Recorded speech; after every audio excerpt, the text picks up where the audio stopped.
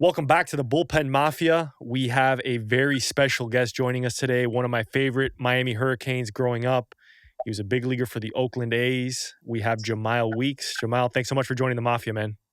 What's going on, fellas? Appreciate you guys having me. Jemile, I mentioned you were one of my favorite Miami Hurricanes, man. Probably one of the coolest Canes. I remember, this was in the Nike era of Miami where, Miami was winning 50 games a year. They were stomping on people, and they were doing it in a cool way. Everybody knew when the Miami Hurricanes came into town. But Jemile, you grew up in Orlando now. That's Gator Country. So tell me how Orlando's a hot spot for the Gators now, and the Seminoles go down there too. How'd you end up at the University of Miami? I'm a Cane, man. It's got to be in you. You're born with it, I guess. I used to watch the U play when I was coming up, football as well. Watching them on the football field, watching how they swarmed the field, the energy, the prestige, everything that Miami had. Like, I felt like I belonged down there. And so the deeper I got into school and high school, opportunities came for me to join the Florida Bombers down there. For my summer team. And so I did that like 2 or 3 years in a row and was able to get more relationship with the University of Miami and the people of Miami. And that's all I wanted to do. I got offers from other places. I was dead set. You wanted to play for Jim Morris, man. That's it, it's that bro. simple. What was Three's recruiting pitch? What was his recruiting pitch? I don't know if he had one for me. I was like, this is where I want to go. They more so sent Gino DeMari our way. He was recruiting at that time, 4-3. And they were just telling me how they wanted me. You know, they wanted the opportunity to have me come to the Hurricanes, and I got drafted, my senior year by the Milwaukee Brewers where my brother was. So I had 2 different opportunities in front of me at that time. And, Gino was just one of those guys who was like, we're trying to get you. I'm not sure why you're not signing, that type of thing. Like, what is it going to take? You said you needed this, so it just became one of those cat and mouse things, I guess. But overall, 3 would always say, Jim Morris, who we called 3, he would always say, like, to the interviews and everything, like, it's CHP. Can he play? I've heard that so many times, bro. Hey, that's all he would say. That's that guy's line. So if you heard it from me, you probably heard it from everybody who was around at that time. CHP, can he play? Jemile, that's a pretty good Jim Morris impersonation, but Javi might have you beat on that one. I can't do it on air. Come bro. on. No. Come on. You got to do it now. The deeper we get into this, I might drop off a just couple let 3 it rip, bars. Man. You got to let it rip, man. Nah, he'd probably be like, Jemile, I can tell you ain't playing second base for me tomorrow. That's a literal line. That's a literal line. That's a literal line. I've heard that. Oh, man. Jemile, you came to the University of Miami 2006. You're a freshman All-America, man, but those 06 to 08 years, I think there was, 4 or 5 first-round draft picks around that time, including yourself. How good was the talent level, man? How quickly did you realize you had to raise your level of play at the University of Miami with all the talent surrounding you? I knew it from the beginning. I think a great predecessor time for me was just being down there. My high school summers, like I said, I would play with the Bombers. So I had already played with Yonder Alonso. I played with Yasmin Mani. I played with John Jay. I played with Eddie Rodriguez down the line. So I was playing with high-level talent before I got there. By the time I got there, I just knew it was like it's game time. You got to turn it on again, and guys have been training on a college level. So you got to kind of meet, you got to meet the next level that you might not have seen, but you got to get to it. So it wasn't hard for me to keep up with what was going on because I was hungry. I wanted it. I wanted to be there. I was all up for the challenge all the way. They knew that from day one when I stepped on campus. I was ready to go. Jemile, was there any professional baseball player, MLB guy, that you modeled your game after? Because there's no professional team in Orlando. Maybe you were a Marlins fan, maybe a little bit of Luis Castillo in your game. First Marlin I could think of from that era. Is there any MLB guy that you modeled your game after? That's crazy you say that. I was just talking with my brother about that. We don't have a major league team. Some kids would be in like Atlanta, they got a Braves hat on their whole life, or Miami, whatever. I don't think I really modeled my game after anybody though. I think that I watched a lot of guys that I admired, like Ken Griffey Jr., Ricky Henderson. Roberto Alomar was one of my favorite infielders ever. And, Omar Vizquel, Ozzie Smith, all those guys, I would watch their games, see how they played. And I would try to be something of everything and just be an athlete on the field and try to accomplish everything. And, I don't think my game directly models after anybody. I think it's got kind of its own little twist to it. 101, bro. That's sick. Which I like. So, Jemile, we talked about your time at the University of Miami. Obviously, tremendous player. You're a first-round pick in 2008 to the Oakland A's. You breezed through the minors in what seemed like a very short amount of time, man. You're in the Futures game. You're in the Fall League. But tell us about your call-up story. We always ask guys. We love to hear that. We have a third member of our group, Steven Peterson. He's a minor leaguer. I'm a minor leaguer. We love to hear call-up stories. We feel so connected to that. We know how hard it is to get to the major leagues and to stick there. So walk us through your call-up story, man. I was in Sacramento where the River Cats were playing, and all of a sudden the Oakland A's were playing there now too. But it was just for the AAA team at the time. And what happened? I guess I kind of knew that Mark Ellis was a starting second baseman for the A's at the time, but they were making some moves up there at the top. So we knew some things were shaking. But I didn't know anything. I didn't know what was going to happen, when it was going to happen. I ended up getting taken out of a game in like the 6th inning. Obviously weird, right? So the manager calls me off the field. I don't know what's going on. I've never been through it, right? So I'm like, we're talking to each other. Taking me out the game for this and that. So I go sit down. A couple of my teammates were looking around. I think some of them had been through it before. So they were just like, hey, you never know, though. You never know.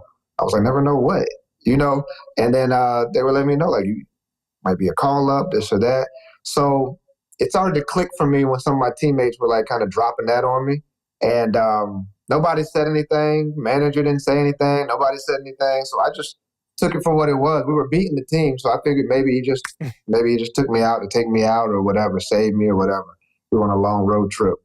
We went in the back to the clubhouse after the game.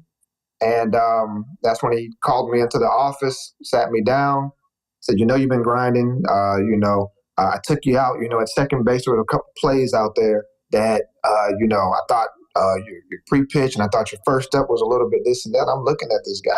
Like, I'm all my ex-teammates already know what's going on in my head. Like, what is this guy talking about?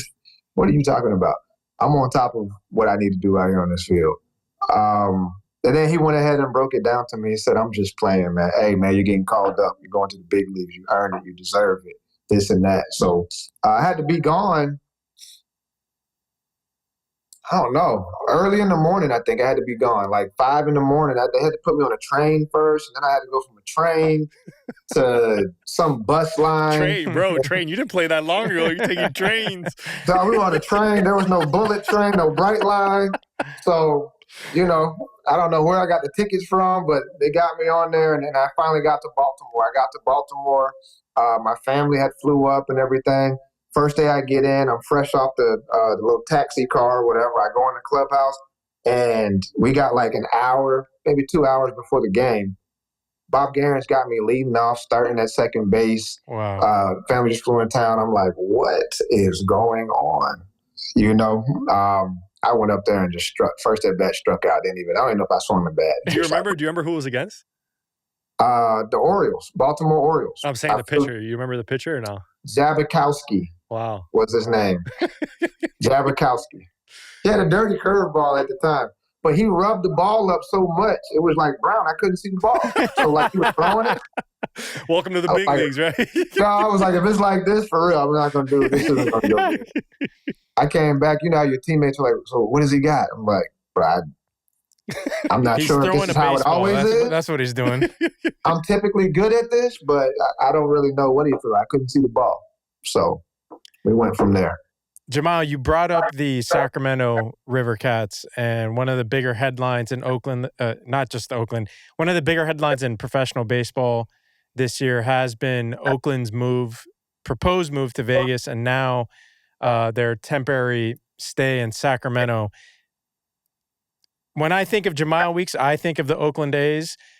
How has this impacted you as a Oakland A's alum? Are you upset with the potential move? And did you have a special connection with the fans in Oakland? We're well aware of the rabid baseball fan base in Oakland. Yeah, no, I had my fan base there, man, was you would have thought I was playing in Fenway or something.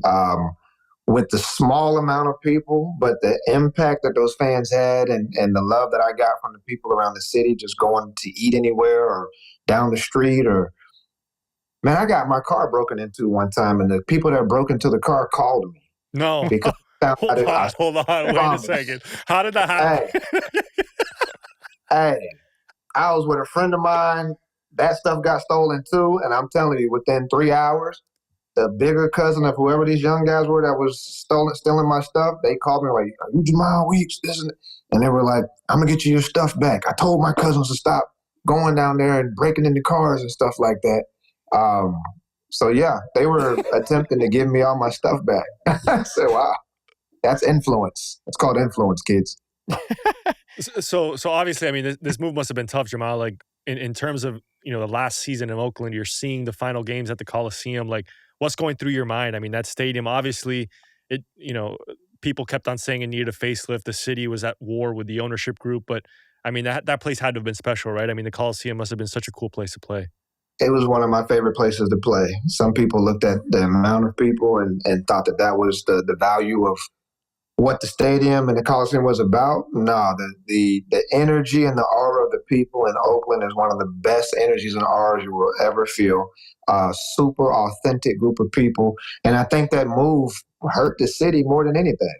I got called out there for a fan fest, and there was no Oakland fan fest, no Oakland A's fan fest. But they called me out there. I went out there. Miguel Tejada went out there. Jose Canseco, they had him come out there. They donated to our organizations and the community out there. The people of Oakland were crushed and hurt and frustrated and mad, and they had every right to be, man. Because at the end of the day, the people that were there were super, super loyal people.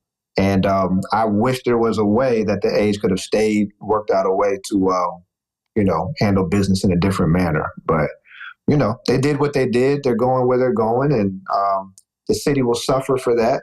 But they'll find a way to band together like that town always seems to do over time. I feel for Oakland, man. Sometimes I don't think Miami deserves the Marlins, but geez, Oakland, they lost the Warriors, they lost the Raiders, and the A's were the last. The A's were the last to go, and they were the team that was there the longest. Staple. And I have family, ironically, in Sacramento. I actually fly to Sacramento tomorrow, but I've ironically or unironically, I've been to the Coliseum, and for all of the bad things fans like to say about it, I thought it was a pretty cool place to watch a baseball game. Do you have any specific memories or a certain game that a memory just that's the first one you think of when you're looking back on your athletics career? September 30th. I just got it from the MLBPA. They just emailed it to me. The video clip, September 30th, and I only know this because they sent it to me 3 days ago. September 30th, 2012. The A's had sent me down earlier that season after I had been there all season, leading off and hitting second, just throwing that in there. Good defense, good everything, and whatever happened, we talked about it another time. But they called me back up in September, and they brought me in a pinch run. Coco Chris was about to come up. They pinch ran me for Seth Smith at second base. So I came out there, and I had a standing ovation, a good 10-second standing ovation when they announced my name. The crowd, everybody stood up when they called my name. And I thought that right there was one of the dopest experiences of my major league career, to get a standing ovation for a pinch run situation. That means the people really – They love you, bro. They missed me. They missed me. Jemile, how many bags do you think you're stealing nowadays with the bag changes and the pickoff rule limitations? Today's game, I mean, I really feel like 40 would be average. You know what I mean? I feel like 40 would be average. I feel like I could get See, with me, it's all about the health. If my legs are healthy all season, then I think I can get 60 plus. Well, you get him. Are you mostly stealing him off field? Like you getting him off the pitcher? Is it a pitcher thing, or you just like a catcher thing, or what was your mentality trying to steal a bag? It's interesting, right? Because you see guys that are just like naturally fast that can just go get a bag whenever they want. And then there's like good base runners, right? Guys that you don't think are fast, but are going to go out there and steal a bag because, hey, they have a hunch. They're timing this pitcher. They time him up. They read the situation of the game. They know guys aren't getting held on. Like, what was your little niche when you got on base? For me, it was kind of like a total feel. Especially now, I'm much more educated in the game now. The older I get, but I would feel the situation, right? If I'm on first base and I know Coco's hitting behind me and he's hot, I know early in the count he's getting off speed pitches. Nobody's challenging him in those initial pitches, so I'm taking my more aggressive move early in the count. If I got a guy that's struggling on the back end, they're going to challenge him more with heaters, maybe in on the hands, things of that nature, because they're not trying to waste pitches on a guy that's not really on top of his game. Other things I'm looking at is, what body parts is he moving first? Is he moving his shoulders first? Is he dipping his cap, bringing it back up? At second base, how many looks is it? 1 look, 2 look? I'm using all of those tips to formulate the best time for me to get up and go. And take that bag. So I kind of was an all-inclusive person. I watched from the dugout first, and then on deck, and then when I got up to bat, and then it's like my 4th time seeing you when I'm on first base. Jemile, you obviously had this career in Major League Baseball. What are you doing now, man? What exactly does Jemile Weeks do? I know we see you on social media, man. You're doing a little bit of everything. We talked about beforehand. You got your daughter playing softball now, so you got you're teaching new approaches to hitting. What is Jemile Weeks up to, man? Right now, man, I'm training and developing. That's one of my mainstays right now. I have 2 daughters that play high school softball, freshman on varsity. And so I'm jumping into the softball world as well, which is new for me. One of my daughters pitches, and I'm like, well, we got to go get a trainer because I don't know how to do it. So bro, wait, that motion is impossible. Have you learned how to do that motion? Have you? It's hard, I got right? it now. I got the idea now. I would never show it yet, but I got an idea. But yeah, I've been training and developing plans, and I do a lot of MLB analysis. So like I get what I learned in professional baseball. I analyze high school players, younger players than that, probably like 12 and above. And we do a major league analysis like we would do with a professional ball player. And we break down shin angles, if the hands are casting, head-eye movements, all of that, all the way down to the degree, and leave that with the player and the family. That's been a great package that people love. And then I do that with my partner, Andre, right here on LB McLeod in Orlando. So on my off time, consulting that work, I'm planning on a wealth management career on the back end. So doing that with Northwestern Mutual. A little bit of everything, man. A little bit of everything. Jemile, you got obviously, your brother Ricky in the big leagues as a manager, an associate manager with the Milwaukee Brewers, man. Who's got the better athletic genes in that family? I know that group chat for sure pops off when you and your brother start talking about the old days. What was that like growing up? Obviously, Ricky, his career speaks for itself, but you were the younger brother. You had someone to look up to and emulate. What was that relationship like? Competitive, We were outside. We didn't have a lot of yard, but we would be in the front yard, 25 feet away from each other, throwing tennis balls and stuff as hard as we can at each other, and you got to hit it and trying to strike each other out. And, going to the field. He's 4.5 years older than me, you know what I mean? So I'm at first base, and if he feels like he ramps it up a little bit, so it goes from this to going to that. And all of a sudden that becomes funny to him, and then you're mad, and then it turns into more competitive spirit. And now you're tussling and wrestling and stuff like that. So we just had, I think, what was a normal childhood for young boy brothers that are competitive. And we were outside all the time, football, basketball, baseball, all day, every day. Obviously, that helped our competitive nature and caused us to kind of not be scared of competition as we got out here a world of people. Would it be a dream of yours to work with him on the same staff? Is that you think on the horizon for you? Something you would potentially strive to do? I'd be all for it. I mean, I think that would be awesome. That would be a dope thing to do. If we could have that opportunity, I would definitely take that opportunity and try to run with it. Even if we played, that was open for me from the playing perspective. But coaching now, yeah, absolutely, that would be awesome. You guys could play like good cop, bad cop, bro. Who's the tough one? Who's the disciplinarian? You or Ricky? I don't know. He's a straight shooter when he speaks. He's a straight shooter. I am too. I have the ability. I'm a good communicator. So I communicate well, but I just feel the room, bro. But I'm not really. I'm disciplinarian too at the same time. I think I might win that one. Jemile, I got to ask you this. Preparing for the interview, I was doing some research, and I came across an article about you, and it made too much sense because where we're recording, this is mainly used as a music studio, and I learned that you grew up a drummer. Yeah. Are you still drumming at all? Is that a hobby that you still you still pick up the drumsticks every now and then? Every now and then, yeah. At my local church, my mom, she's a pastor, so yeah, I go back to my home church every now and then, and it's like clockwork. Like nobody gets on the drums, they look at me, and they just look at Mom gives you that look, like get over here. Yeah, I get over there, I get on the drums, and it's like I never left. Get right back to it. Yeah. Hey, the man, rhythm is always there. Our producer Paul, he's behind. He's not on camera right now, but he's a mean drummer, bro, and he's got a nice setup right behind where Eric's at. That room is. There's a drum setup. I mean, there's a music studio. You can get in here, bro. You get the next the next album. Paul can mock something up for you, bro. I mean, this is put it together, Paul. Operation. Let's go, Paul. I'm ready. Wherever you're at, let's do it. I'll be ready. Oh man, Jemile, we have Toad mentioned the research. We saw a clip of you saying chicks dig singles, bro. Where does a single fall into today's baseball, bro? Where has the value of the single gone? It's gone. The single is gone, bro.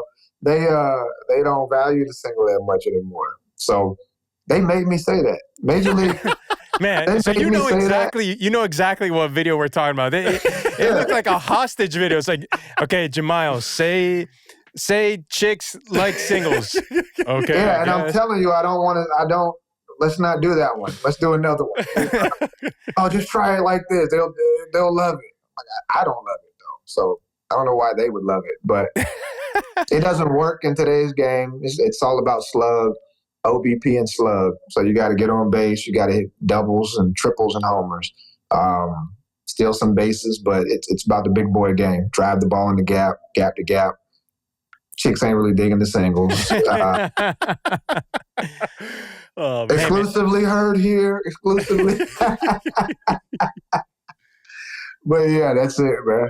Jemile, one thing that we got to experience down here that you did, you played for the collegiate national team. You won a gold medal. You coached with Team USA. So you've been on both sides now. When you put the USA letters across your chest, man, how special was that for you? And obviously as a player and as a coach, it must have been such a cool experience. Super special. Great experience with great people. Opportunities that doesn't take me any time to say yes to.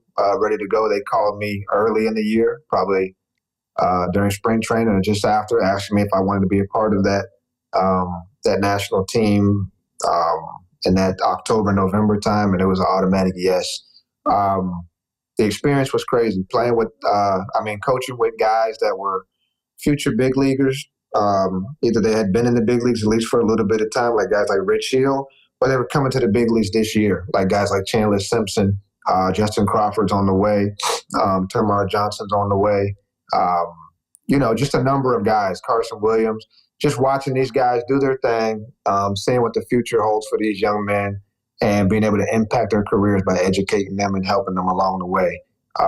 And fighting for that bronze medal that we got, out of there in Japan. So dope experience, man. And I loved it. It was great to represent the country and have that opportunity.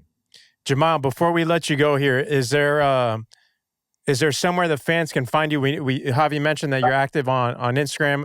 if someone wants to keep up with Jemile Weeks, where can we find you? I like Instagram. I'm using a lot more Instagram now, so it's at Real Jemile Weeks on Instagram. I've got a good amount of followers on Twitter as well, called X, but I forget. I think it's Real Jemile Weeks or the Real Jemile. But at that, and I'm on Facebook at Jemile Weeks on Facebook. So, but my main thing is Instagram. So just try to find me on Instagram at Real Jemile Weeks. Well, I mean, Jemile, it's been real, man. Like I said, I grew up a Canes fan in South Florida, man, and you were by far and away one of the coolest Canes I remember watching play. You were an absolute terror on the base pass, but if people threw you a fastball, bro, that parking garage wasn't safe. And with that lineup, that was a dangerous Miami group, man. That 2008 Miami Hurricanes team, probably one of the best teams to ever put on a uniform at the University of Miami. So, Jemile, we appreciate you, man. You're an Oakland A forever. I think, obviously the stories you shared today have a ton of impact. We can't wait to catch up with you again. We really appreciate you joining the Mafia, man. Hey, you guys are dope, man. I appreciate you guys, bro. You guys keep going. Do great. Thanks, Jemile. All right, fellas. See you guys. Thank you, man.